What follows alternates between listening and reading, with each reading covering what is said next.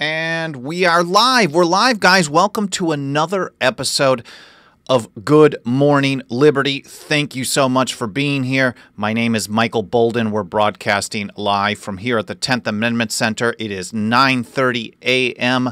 Pacific time on Monday morning, September the 10th, 2018. We're here in downtown Los Angeles. That's 9:30 a.m. West Coast time. So good morning to you if you're here on the West Coast watching live. Otherwise, good afternoon, good evening, wherever you happen to be watching. I'm very grateful for you being here. Hello to Will Johnson out in the chat, and for those of you watching right now.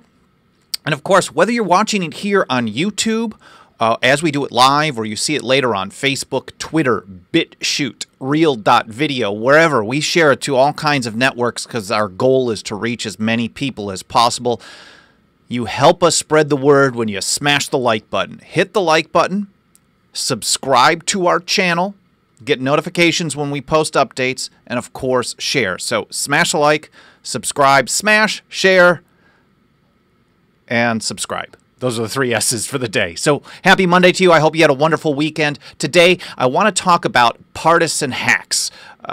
Partisanship, which is growing more and more, in my view, on the left and the right. Maybe it's because I'm paying more attention to national level issues beyond state or local. But certainly, there are some real, just partisan hacks everywhere I turn. And every time there's a major story, people only seem to talk about it in terms of whether it's going to affect Team A or Team B, Republican or Democrat. Even when they were talking about the plan to split up California into a number of states, a lot of the conversation, even from liberty-minded people, focused on whether there were going to be more Republicans or Democrats in the U.S. Senate. So they don't think about it in terms of principles, in terms of liberty. They're just thinking about it in terms of what team wins. And I think the fraud there, or the basis is that somehow one is less bad than the others. And I really don't think that's the case. But let's cover our stories today. Let's get into it. The first one that got my attention was a tweet from The Intercept. The Intercept has done very good work on surveillance and oftentimes on war powers. They're certainly progressive to the left, not just standard Democrat. They're very anti-Hillary on the left. And they've been supporting all kinds of socialist candidates and things like that. So they're very, very much left-wing. So I like to see what's going on over there, and I think they can be very consistent. But there's this article from John Schwartz. This was in response to the anonymous op-ed about the Trump administration that was published in the New York Times. I think it's a big distraction to get, of course, and I commented on Tom Woods' page when he was asking about this. My thought is that they're just trying, it's like a soap opera. They didn't really say much in this op-ed. There wasn't much other than, there's bad people saying bad things, and there's good people trying to stop those bad things from affecting people. And of course, we love the warmonger John McCain, and the U.S. should be more aggressive in its foreign policy. That's how I saw it. Maybe I'm looking through a particular lens. So when The Intercept published this article, anonymous op-ed from Trump's White House shows the dangers of America's imperial presidency, I actually thought that if I would have written this article, it would have been, and especially if I was writing for a progressive audience, I would have said, hey, you guys can't stand this president, this Trump. Well, this is the danger of having an imperial presidency. So all that garbage you supported under Obama, who just took it from Bush, who got it from Clinton, so your team has been very much involved in this. This should be a warning to you, because eventually someone comes in and uses that type of power against you. That's what I would think, and in a way, the title almost says that. There is an imperial presidency, and it's very dangerous for progressives, and it's dangerous for conservatives and libertarians and green, whoever it may be. So I'm reading through this, and I'm looking through some of the things, and they're talking a lot about war powers. Of course, when you're talking about imperial presidency, you're generally thinking the power wage and declare war. And they're talking about some background talk on attacks against Syria that was done by the Trump administration and Mattis.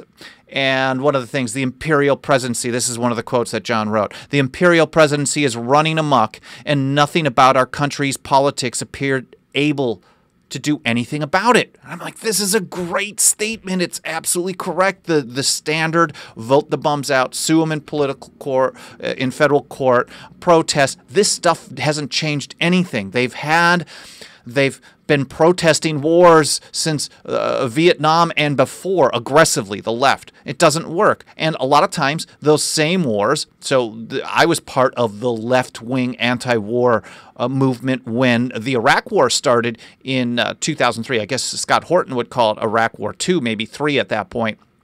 And there was 10, 15,000 people in the streets of major cities like here in Los Angeles regularly. Not just a one-time deal. This happened consistently. And then once Obama came in office, they left. So I'm thinking, okay, they're talking about the fact that there's an executive branch that uses war powers in ways that the Constitution didn't authorize. This is a good start. It warns that the imperial presidency, because of this, is very dangerous. And the regular politics aren't doing anything about it. Absolutely. Even points out in the article that there was some debate. Supposedly, Trump wanted to be real aggressive, and Mattis took a more measured approach. But here's what the author says. Of course, what Madison didn't do was hand Trump a copy of the Constitution and point to the part of Article 1, Section 8 that says the Congress shall have power to declare war. Instead, Mattis happily executed a smaller-scale bombing of Syria with no authorization from Congress. No, yeah, this is really good constitutional discussion, at least on an op-ed level. Hey, you know what? If you were going to have a problem with what the executive branch was doing, remind him of his oath to the Constitution. Absolutely. But when you read through this, and I had to tabulate it. Let me pull this up. I've got some numbers that I put together. It was just Control, I guess, Command F on my Mac here. So I counted the number of times that they mentioned Trump. It was 18 times in this article. 18 times they mentioned Trump. They mentioned Bush 4 times. There's our buddy Dick Cheney got mentioned 3 times. They talked about H.W. and George W. Bush, but Bush, Cheney, and Trump. You know how many times they mentioned Barack Obama? 0. They mentioned Bill Clinton. 0. None. So my view is if you talk about war powers and the imperial presidency, and you only talk about Trump and Bush and Cheney, but you ignore Clinton and Obama, you're a liar, you're a partisan hack, and you're part of the problem. So it's really, really bad news. And in fact, the article goes, I may have jumped ahead because they are saying, you know, Trump is only the latest president to claim war powers that are unconstitutional on their face. Since World War II, the executive branch has encroached further and further. And this is true.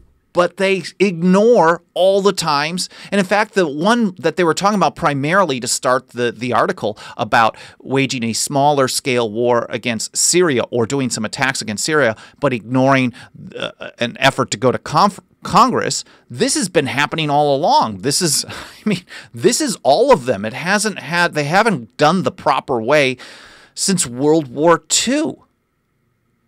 So Truman has been bad on this. Johnson was bad. Nixon, Carter, Reagan, all the Bushes, Clinton, Obama, they're all bad. So if you only present this as a partisan thing, and they even go out of their way to say this didn't happen by accident, the expansion of presidential power regarding foreign policy in particular has been a long-standing project on the right. Well, if that's the case, then why would Democracy Now! A couple of years ago have this article where they challenged Madeleine Albright, one of the butchers of Iraq, about sanctions?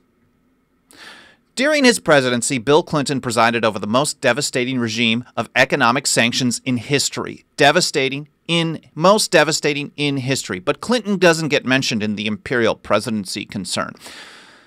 The UN estimated it took the lives of as many as 1 million Iraqis, the vast majority of them children. I've seen statistics. It was anywhere from 300,000 to 500,000 children dead due to the sanctions, cutting off access to water, medication, some food, etc. They asked Madeleine Albright, Team Clinton, was this worth the price? And she said, I think this is a very hard choice, but we think the price is worth it. To supposedly contain Saddam Hussein, but that didn't work, so all those children died. And even if those numbers are high or low, whatever they may be, why should people die and consider the price worth it? So, ignoring Bill Clinton and Madeleine Albright, this article by John Schwartz is just a hack job for Team Blue over Team Red. Then, of course, we go to The Atlantic a few years ago, back in 2013, where Obama says he doesn't need congressional permission to strike Syria. Exact same scenario.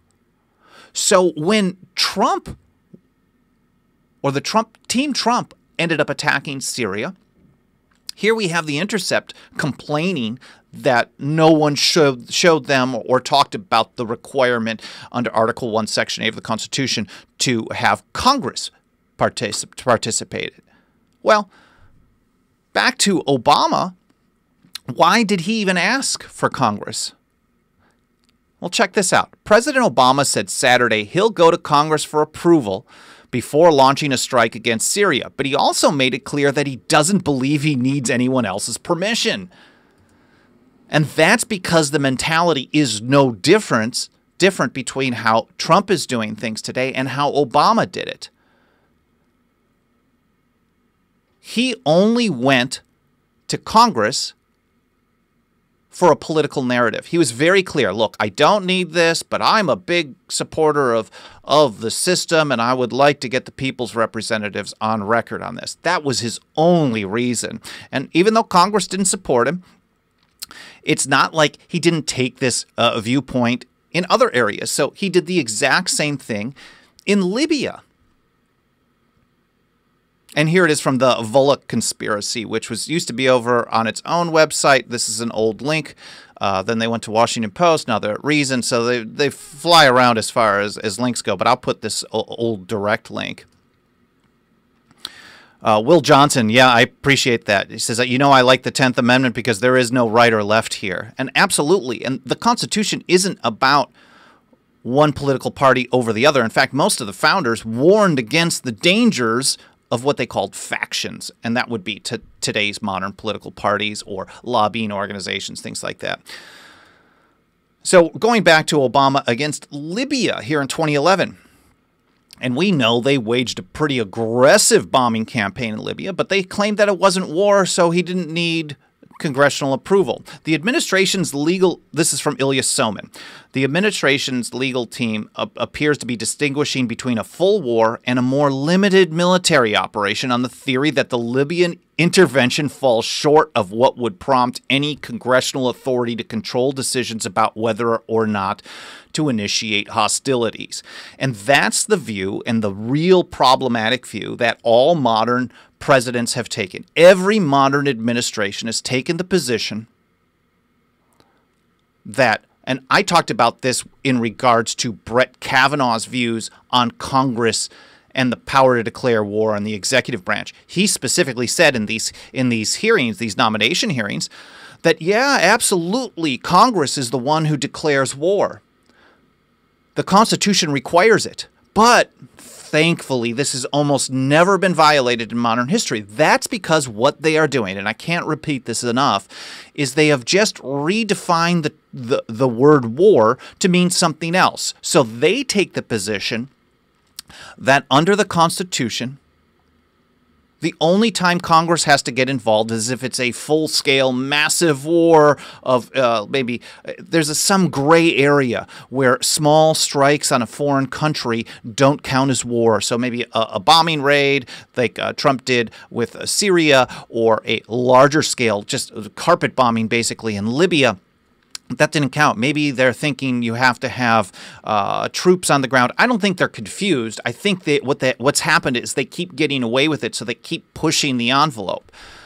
But the fact is a war, whether they call it a war or they say it's something else, whether they call it a police action or a limited strike or whatever it may be, a bombing raid, it's still a war. And we know how the founders defined war because we can read the dictionaries that they used at the time, both legal dictionaries and lay dictionaries. And again, I mentioned this last week, but I gotta bring it up again, especially in light of this whole anonymous op-ed and all this talk about the imperial presidency, but ignoring Obama and Clinton.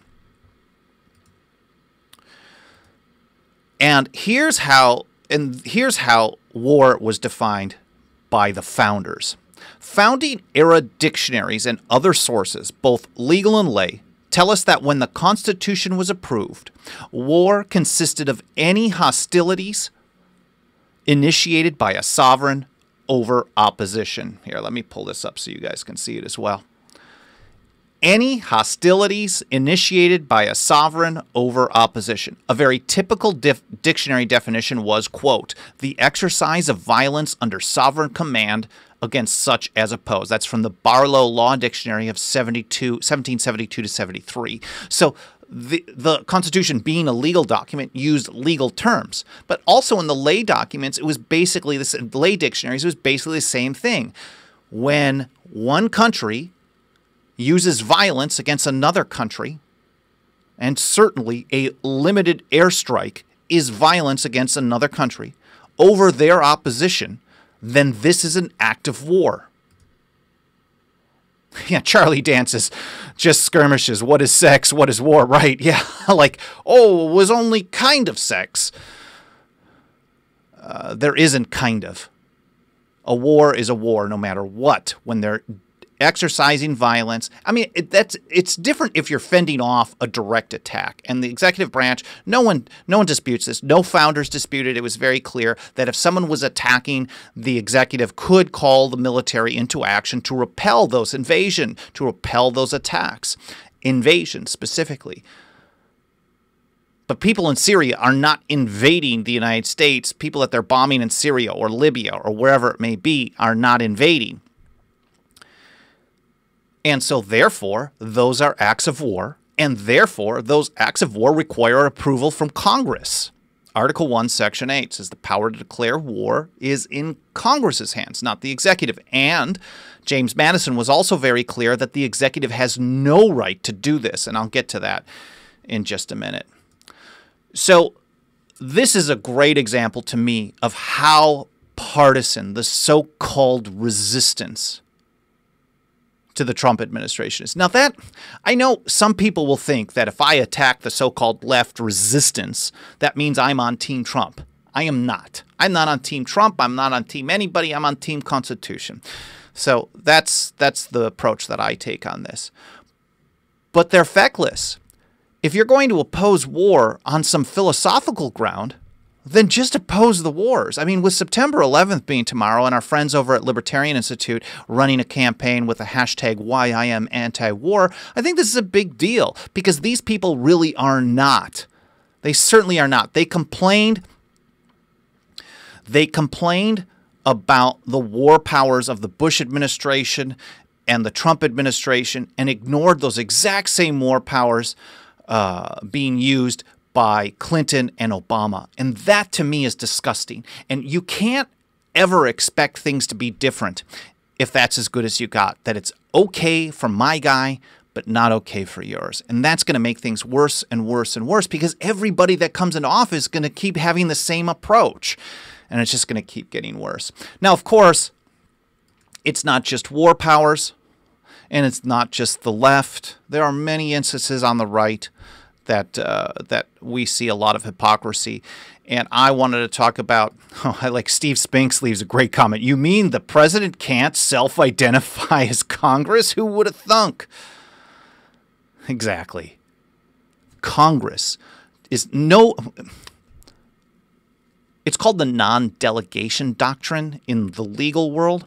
But Congress, when they're delegated a power to do something, there's nothing in the Constitution that says, okay, well, Congress has the power to declare war unless they want to hand it off to somebody else. Like, they can't hand it off to the Supreme Court. They can't pass it off to the states. They can't hand it off to the president. These are their duties. So if anyone is going to declare war, that means talk about the initiation of hostilities against another country or another entity, then it is Congress. Now, whether you agree with Congress, I think Congress is awful. It's filled with horrible people, and that's part of why they don't have these debates, because then they keep getting elected and running campaigns without taking up or down votes or having to take a stand on these important issues. And they're happy to pass this along to the executive branch, especially the resistance, because then they can hammer him about it. It's really bad news. Will, I'm on Team Liberty. That's really good. I'm with that as well. So let's get to the Republicans, the GOP.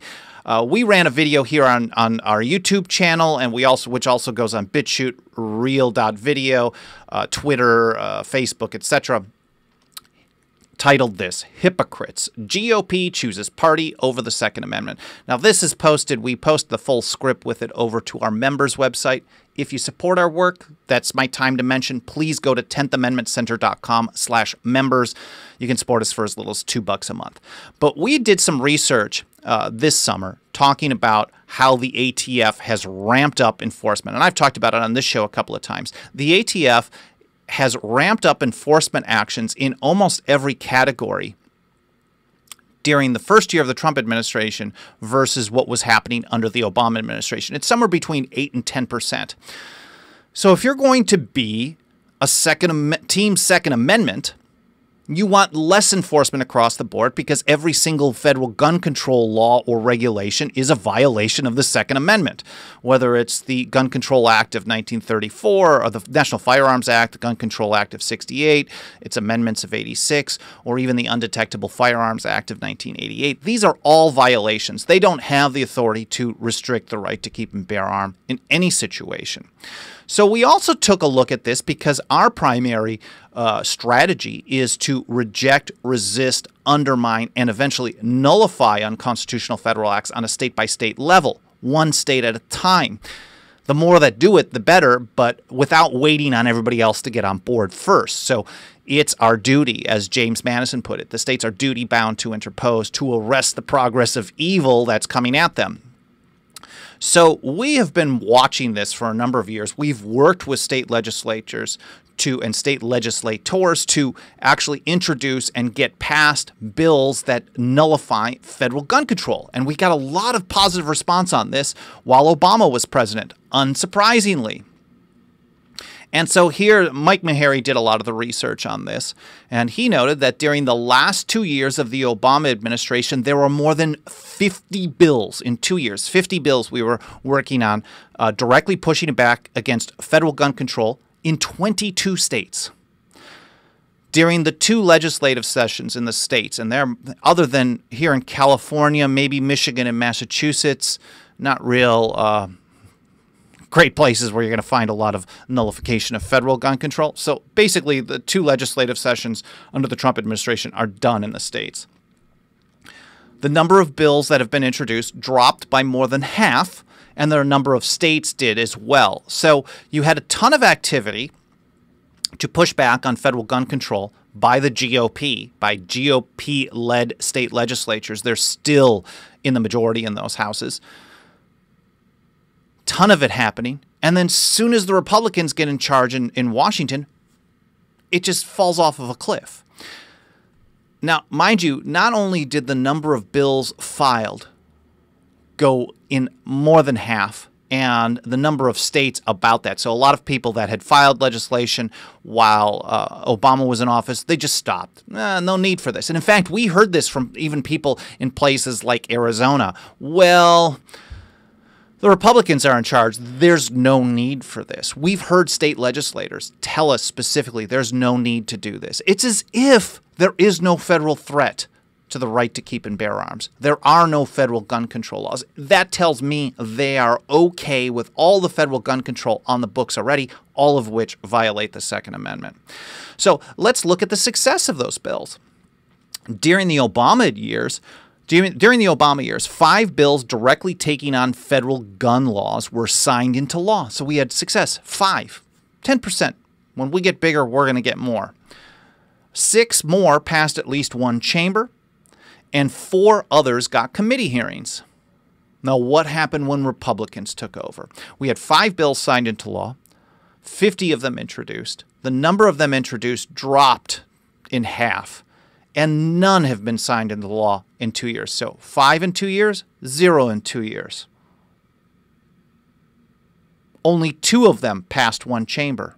So 6 down to 2, 5 to 0, 6 down to 2, and 4 more got hearings. And then when Republicans were in charge in Washington, D.C. now, only 1. So in other words, the support for this effort from the GOP establishment, there are a handful of basically outliers that are still filing the legislation. We know, for example, I think Jeffrey Pogue might be his name, has been really good in Missouri, but he's a backbencher. They don't listen to him. He can't get any bills through committee. And we try to reach out to him, and for some reason, we don't really hear back. Maybe he realizes that the establishment in Missouri won't let this through.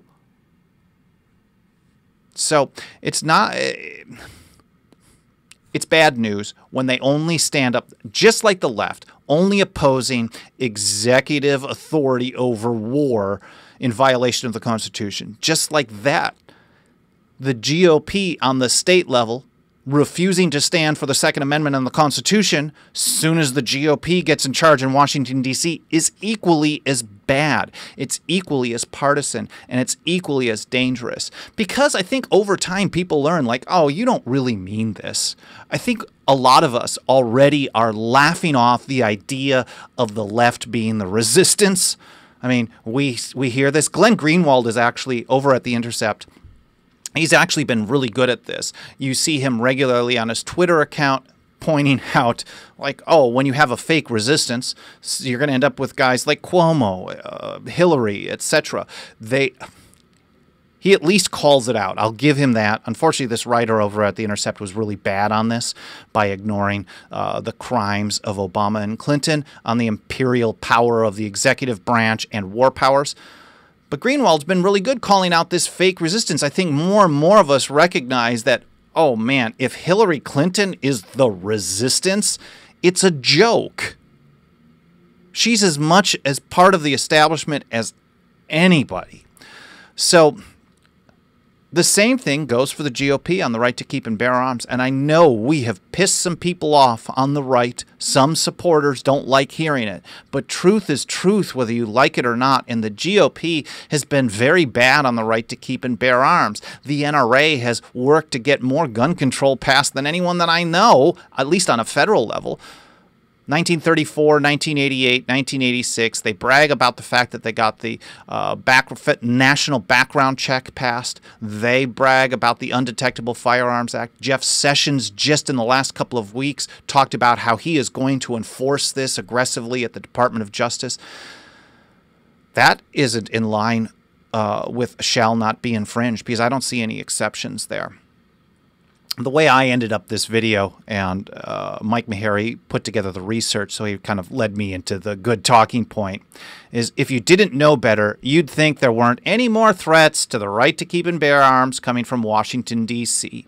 And yet, the federal gun control acts of 34, 68, 86, and 88, along with other various laws violating the Second Amendment, are still on the books and being enforced by Washington, D.C.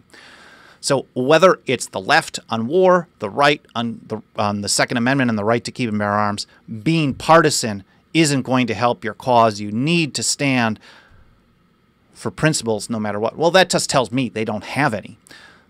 It's unfortunate that people continue to fall for it, though. So I don't know how the anti-war left is going to think that someone like Hillary Clinton would be on their team.